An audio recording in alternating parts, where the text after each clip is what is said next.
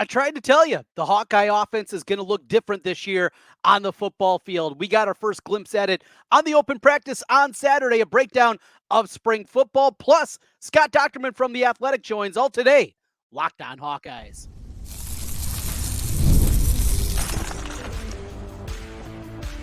You are Locked On Hawkeyes, your daily podcast on the Iowa Hawkeyes. Part of the Locked On Podcast Network, your team every day. Hey, welcome in. I'm Trent Condon, and this is the Locked On Hawkeyes podcast. Thanks for making Locked On Hawkeyes your first listen every day. We're available wherever you find podcasts, and you can also find us on YouTube. While you're there, make sure you hit the subscribe button. Helps us get in front of more Hawkeye fans. Today's episode is brought to you by Gametime.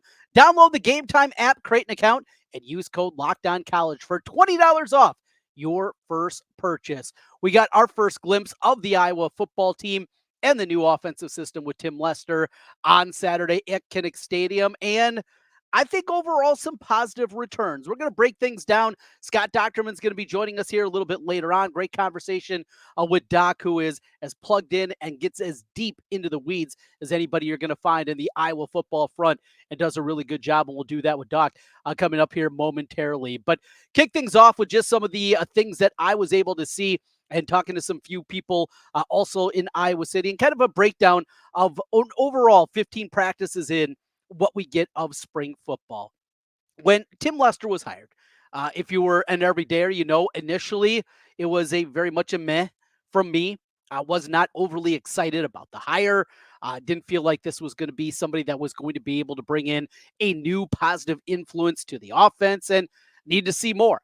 Well, he has certainly said all the right things, and from what we saw on Saturday, I think there is hope that this offense can be competent. Now, when we're talking about the Iowa offense, the expectation level should not be that this is suddenly going to be a top 25, even 30 offense in college football. We have rarely seen that in 25 years of Kirk Ferentz. 2002 was one of those seasons, but it's a rarity that we see really an elite dynamic offense with what Iowa puts out on the field. And as Kirk Ferentz has been around longer, as he has become more and more certainly conservative as he ages as a football play caller, what he wants to see on the football field. And you understand that. That happens with most everybody. And it doesn't matter what you're talking about. As a coach, as just a person, that's usually the way that people go for the most part as they get older in their life. And it shouldn't come as a surprise. So when we're talking about the baseline here, look, let's get better than dead last.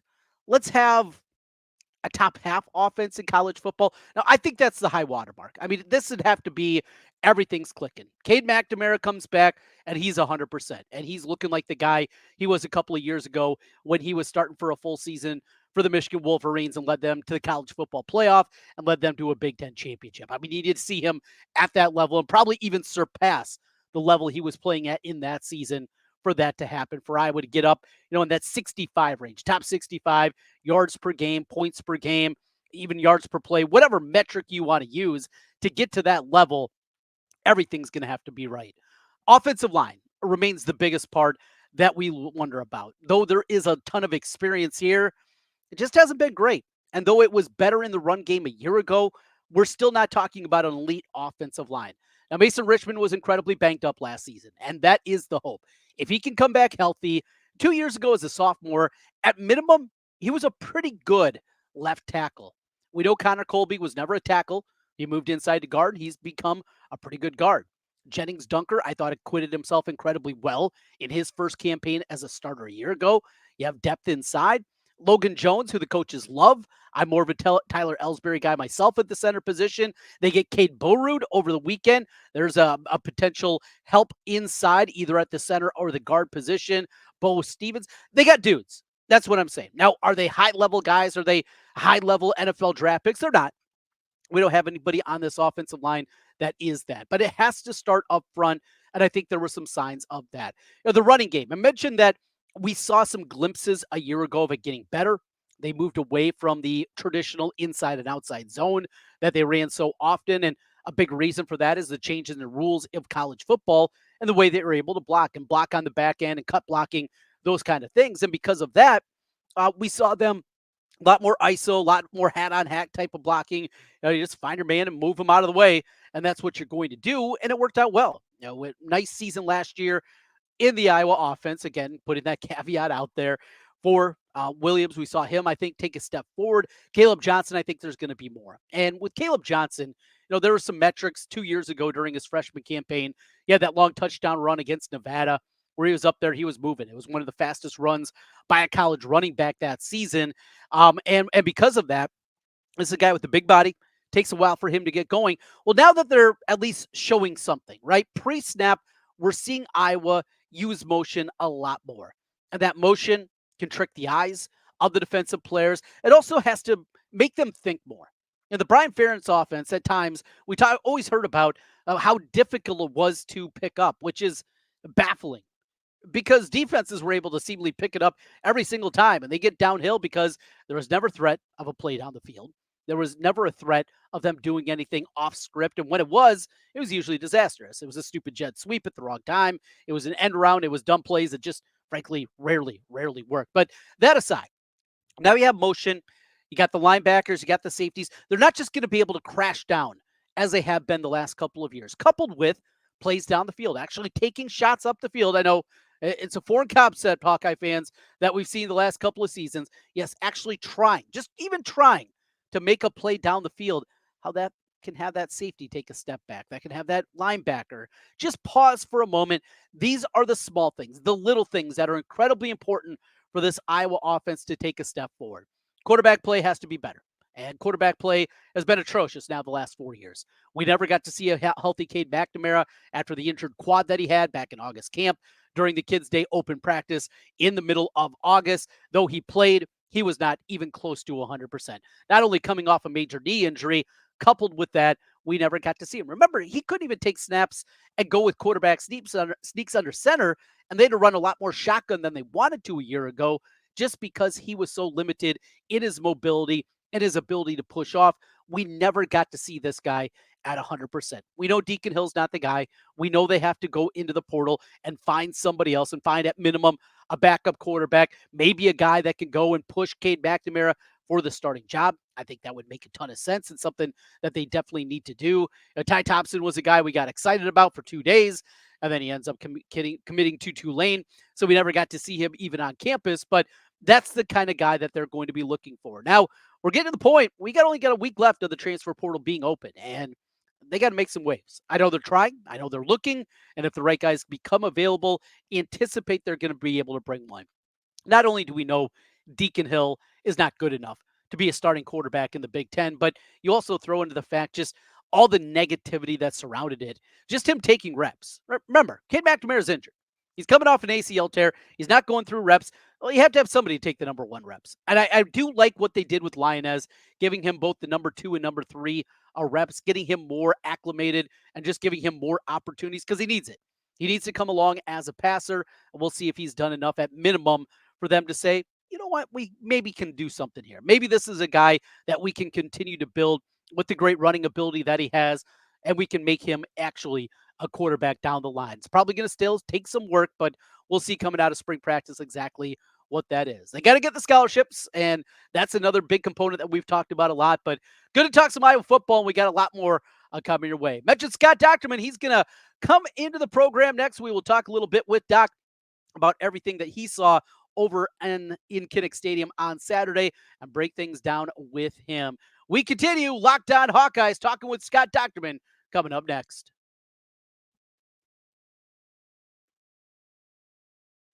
Gametime is now an authorized ticket marketplace for Major League Baseball, which makes getting tickets even faster and easier. Prices on the Gametime app actually go down the closer it gets to first pitch.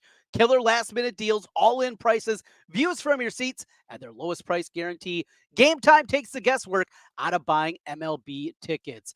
I love their opportunity where you get all-in pricing.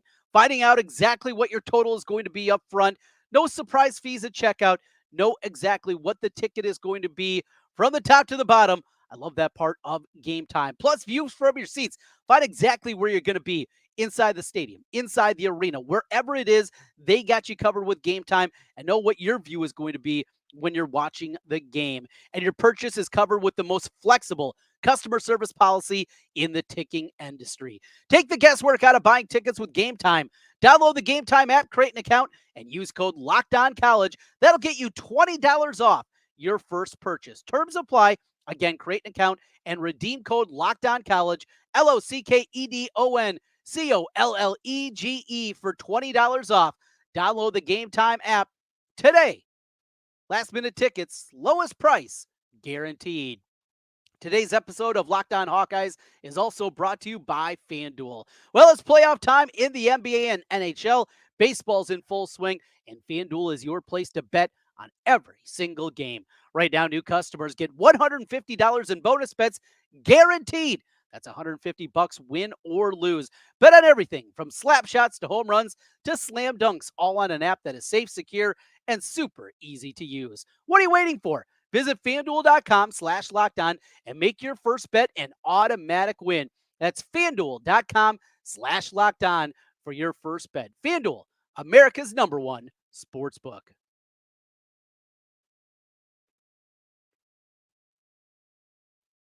Dr. Doc. Scott Dochterman joins us from The Athletic on a Monday as we recap what he saw at Kinnick Stadium over the weekend as Iowa had their final practice of the spring, and we will see them again in August for Kids Day before their first game against Illinois State in September. Doc, as always, appreciate your time. How are you, and did you get all warmed up after a chilly day over at Kinnick Stadium? Yeah, I just decided to go ahead and stay in the press box for most of it, because that way I could see it with my binoculars over the top, and I could see how the motions are impacting the plays. Mm-hmm. So that was, I had the kind of the bird's eye view, as they say.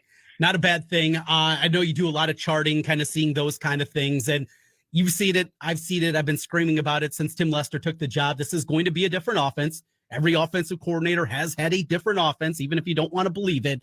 How different was it to you seeing it and knowing they're still working, they're still implementing, but how different is this going to be when we get to September, when we get to that first game and, you know, a lot of the national media probably seeing Iowa for the first time and the offensive scheme? How different is it going to look?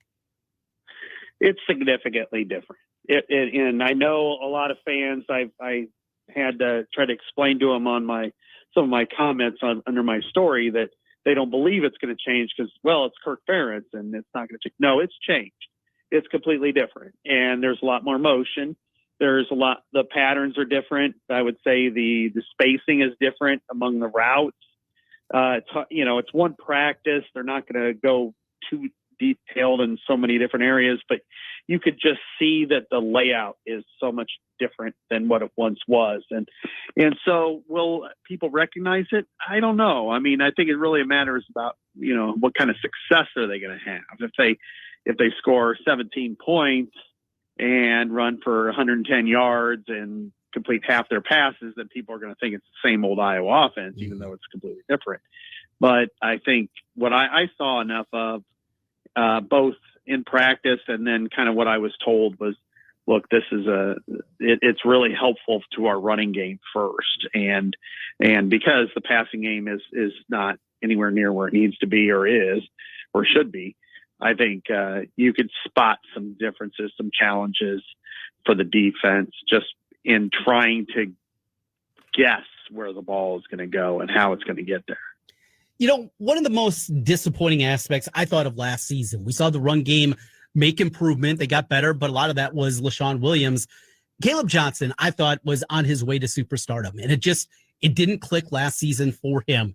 A little bit banged up. We've heard those kind of things, but I heard some good things about the new style of offense and how it kind of works with his skill set. What you saw from Caleb Johnson and his chance, we know LaShawn's going to be there. He's going to be doing good things out of Moulton too at the number 3 running back position. But Caleb Johnson, a chance at a breakout with this kind of offensive system for him.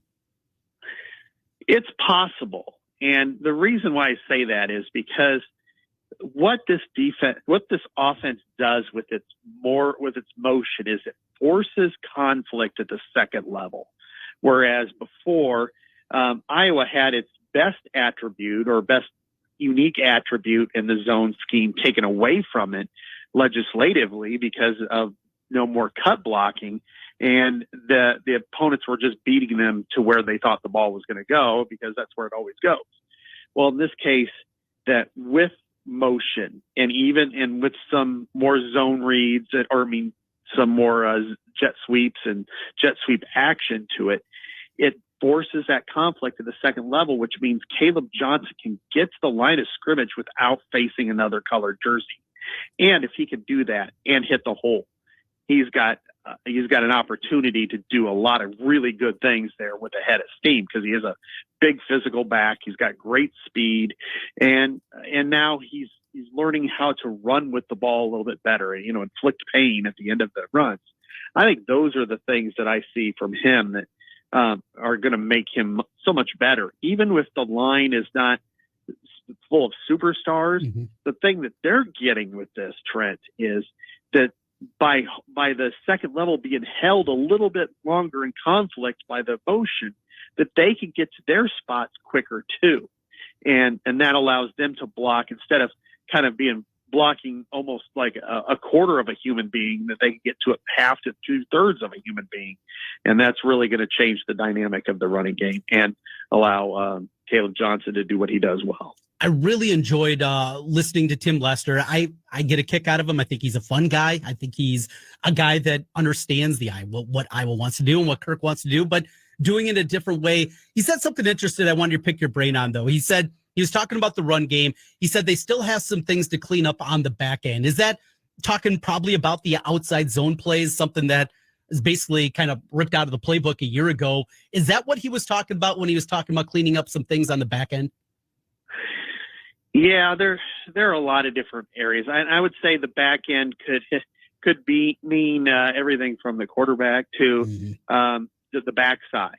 And again, when you're running stretch and you're running out towards an area, you've got to figure out what are the guard, center, and tackle, even tight end on the backside. How are they going to be able to to reach those blocks? And that's something that every coach who runs zone worries about. And again, in the past, what Iowa would do is just cut the person, and they could usually cut them without clipping them. But now pretty much everything's being called a clip, so you just can't do it anymore. So now it's, so I think that's probably the cleanup. That's something that will take time. It just takes repetition, and we won't perfect it until probably October if you get there, but you can try to get it almost all the way there in August. So a couple of injuries, or at least guys that weren't out there. Jamari Harris, no surprise, a guy that's had some injuries throughout the course of his career, not out there at the cornerback spot. Saw a lot of John Nestor and TJ Hall. And, it's so interesting. TJ Hall, he was the more highly regarded recruit coming out over Deshaun Lee, but he's been banged up himself throughout the course of his season. This is a guy with good size. Not many times Iowa beats in Washington and Michigan for a recruit out of California, and yet they did. A healthy TJ Hall along with Nestor, kind of exciting the depth it feels like they're building at cornerback. With a healthy Jamari Harris, they should have 4 cornerbacks that they feel really good about this year. And that includes Nestor, Hall, and Lee. I mean, Lee saw the most action of the 3 last year. Hall was the second teamer 2 years ago as a true freshman, and he redshirted last year. And Nestor has been the one that's really taken the jump forward. A lot of comparisons, Riley Moss has been the one that's really been bandied about the most. And he's also working kind of as that number 2 cash right now as well. So they do like the way that the depth is coming together, and that's really, important. And hopefully for Iowa's sake that they all remain patient, even if one of them gets the start and the other 2 will be right there. Whether it's this year, playing special teams, playing sub packages, injuries, there's something that always happens. So I think this is something that's what they really needed, because, traditionally we just kind of look and say, oh, they need to go in the portal and get somebody opposite Jamari Harris. Well, if these 3 play the way they expect them to, then they have no reason to do that.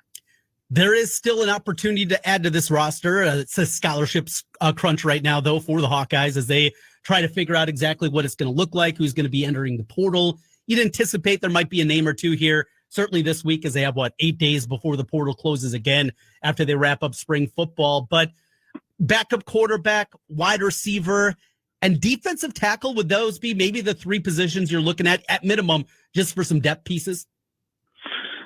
I don't know that I would even look at defensive tackle right now. I mean, I think that they're at 7 defensive linemen, and I know that's something that, yeah, they could probably use somebody there, but I think that's a position you can build somebody towards. It's like, well, unless you have an injury, I think, if you feel like you have, Y.A. Black, Aaron Graves, Jeremiah Pittman, and then just somebody else to eat up snaps. Yeah. And I think you're okay.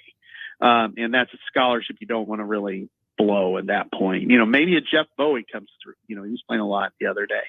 But I think when you look at there's 2 positions that obviously need to be addressed. I think backup quarterback is number 1, and you can probably leave 2 blank, on that one, because it's not a situation where you can win championships with right now at quarterback. If Caden McNamara is healthy, stays healthy through the course of the year, and can, play up to his ability, then yes.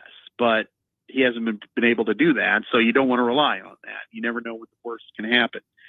They do need a number 2. I mean, their recruiting at that position has been atrocious, to say the least, over the last 5 or 6 years. And so I would expect them to hit the portal hard. Right now, their quarterback that they're eyeing isn't quite there yet. There's a few out there that they kind of are looking at, and they know who they are, but they're just kind of waiting. And but once they get in the portal, I would assume that they would, go guns blazing, because that's kind of what, has been mentioned to me, not specific names, but, the money part of it for sure. And then wide receiver, they need another wide receiver. Jacob Bostic leaving was really hurtful for them, because they had just that. He was that guy that they thought could be a rotational guy, and they need an X, and they don't have one. So, not that they'll have one, because it's hard to get them in the portal, but I also expect them to be creative, like they did with the Southeast Polk linemen, which is, get them in, figure it out, maybe through the collective to make sure they stay on roster, and then move them to full scholarship maybe in the second semester. Bo Ruud, I probably called, 15, maybe 20 of his games in high school. He is a road grader. He is just a huge man. His legs are, as a high school kid, about as big as I'd ever seen. And he's going to be a fun one. Rotational piece. We'll see scholarship-wise if something pops up for him. But I know he was excited, and talking to a few people in the SCP community, really excited about the opportunity there. And a lot of people, there's places that Bo Ruud could have gone and got a scholarship. Instead, he decided to walk on here, and with hopes, I'm sure, of earning one down the line. Yeah, and that's what you got to do, and that's what you can do in this era. That's different than before, because then you can go to your collective, and you don't want to do this throughout, because it does kind of defeat its purpose in some ways. But be able to go to it and say, give him, make sure he gets enough to where he can pay his tuition, rent, food, all that sort of thing, and then then move him over at semester, which next year they'll have plenty of available scholarships. So yeah, I think he's a perfect guy, as you said, Trent. I mean, right now their number 1 and number 2 centers are both seniors, and he'll be very competitive in that situation. Maybe he's a first teamer, maybe he's a second teamer, but it doesn't matter. He'll have the opportunity to prove it. Doc, I can't let you go without asking about special teams, and especially the new punter. What'd you see from Reese Dakin? I thought early on when I was watching him warm up, I'm like, wow, this guy's a lot like his predecessor, because he was clubbing a bunch of punts and knocking them out at like the 3 or the 5 yard line. And it was really it was like, wow, this is, they were dying right there. And then on the other direction with the wind at his back, he was soaring. There was one that was like 70 some odd yards in the air, but that it's hard to, coming off the Torrey Taylor high for the last 4 years, it's really hard to look at somebody else and say, yeah, they're going to be just as good, because I think he'll be okay. But I'll tell you what, I was more impressed with Drew Stevens. Wow. He had a 56 yarder, and then he had a 51 yarder from the left hash. So, if he's got any residue from last year's benching late in the season, it's gone. He looks pretty good. We know that's going to be important with Iowa football. Scott Dochterman from The Athletic joining us. Doc, as always, appreciate your time. We'll talk to you again next Monday. And what do you got coming up this week at The Athletic? Well, we've got so far my story on Noah Shannon and the gambling situation should be out tomorrow, I think. Okay. Tomorrow or Wednesday at the latest. And then I'm on full NFL draft duty, the rest of the week. So a lot going on there. And then who knows, got a new voice of, on the broadcasting team for football. So we might have to write something about that. No doubt about it, as the word came down today that old Pody, Ed Podolak, is going to be hanging it up, at least as it pertains to doing the color commentary inside the games, but still going to be doing some work in the pregame and going to be also working with some podcasts with the university. An end of an era, and the only voice that I remember, he's been there for 42 years. I'm 44. That's the only voice that I certainly remember, and I know I'm not alone in that camp. Yeah, I think before him was Forrest Evashevsky. Wow. With Jim Zabel way back when. And this is clearly an end of an era. And for Dolph, he's going to be on it's not a whole lot longer for him either. So it'll be interesting to see which direction they go. I mean, most people expect a former player, and there are plenty of them. And I think there are a lot that the fans would resonate towards. So I'm anxious to see what kind of direction they go here. Doc, appreciate it as always. We'll talk to you again next week. All right. Thanks, Trent. Have a good one. Scott Dochterman. Scott Dochterman there from The Athletic, joining us as he does on my radio show each Monday.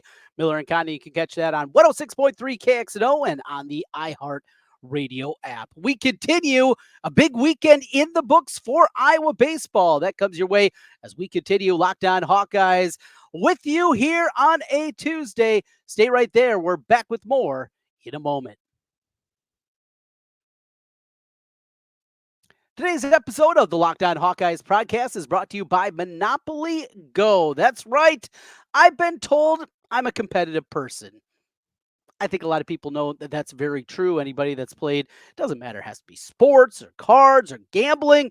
I'm a competitive guy. Well, if you have a competitive side, we got you covered with Monopoly Go. I'm sure you've heard of it. It's been downloaded over 150 million times. It's a great twist on Monopoly where you play on not one, but hundreds of Monopoly boards in crazy locations, building up amazing cities that bring you big money. But the best part, screwing around with my friends. I can charge them rent on my iconic properties, just like in classic Monopoly. But now I can also heist their vaults of riches for myself. And the leaderboards show me who the biggest Monopoly tycoon is. But it's not just my competitive side that loves it. You can team up with friends and people all around the world in timed tournaments to earn huge rewards. So get in the game and join your friends. Download Monopoly Go now, free on the App Store or Google Play. Once again, that is Monopoly Go, and you can find it on the App Store or on Google Play.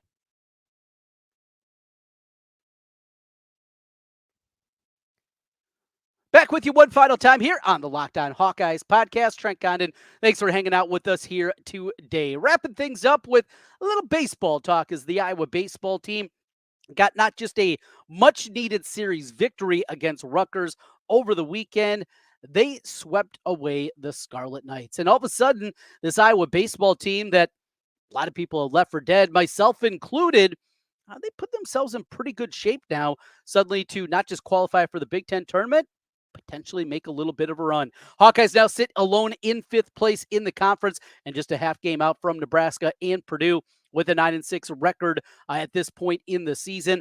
Iowa also seen their RPI jump up pretty significantly here recently, up to 103 now. I think was cratering down in the 120s. So moving up in the RPI numbers, those are good. Still likely not going to be able to do enough unless they go absolutely crazy here over the final month of the regular season to qualify as an at-large team. The Big Ten, we know the Big Ten in baseball is not the same way, but pitching is finally starting to come around. You know, at the beginning of the season, it was so much talk about the bullpen and the issues that they had there. Feels like they're finding enough arms now that Rick Heller is confident with in the back end of some close games, and they've been much better on that front. But Brody Brecht was outstanding on Sunday. They've changed it around the rotation. Marcus Morgan showed at least some signs of improvement after a really disappointing stretch for him. Just overall, definitely necessary, and puts himself up for a chance to make a little bit of a run here and put themselves in consideration. Now, of the remaining series left in the Big Ten, it's Nebraska on the road coming up this weekend. Nebraska with the best RPI in the Big Ten at number 19 in the country. They get Northwestern after that, very winnable. Northwestern's terrible. And then they wrap up at Illinois, who's also playing some really, really good baseball, including with Brock Harding's older brother on that Illinois baseball team. Opportunities there, make a run, and we've seen this team play very well over in Omaha. Good, though. Good feelings in the springtime. We need this out of the Iowa baseball team. Thanks for making Locked On Hawkeyes your first listen every day. Appreciate each and every one of you out there listening in with us. We got so much going on across the Locked On network, and the NFL mock draft is here from Locked On. It's called Locked On NFL Mock Draft, and it's available now, a 6-episode series on Locked On NFL Draft. And you can hear from the local Locked On experts picking for every NFL franchise, live reactions from local college football experts, and even a fantasy football angle. It's the Locked On NFL Mock Draft, now available on Locked On NFL Draft on YouTube or wherever you get podcasts. We touched on Ed Podolak and his retirement. We got a whole lot more coming your way, plus a few concerning angles. We'll talk more about the portal. Are there any names out there? Iowa also has a wide receiver coming on a visit coming up this week. We are a week away from the transfer portal coming to a close on April 30th.